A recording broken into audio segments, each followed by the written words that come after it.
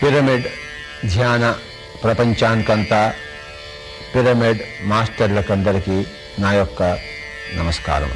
ధ్యానం అనే ఈ యొక్క సబ్జెక్టు ప్రతి ఒక్క మనిషికి ఇప్పుడు ప్రాథమికమైన విషయం, మౌలికమైన విషయం, తప్పనిసరి విషయం అయిపోయింది.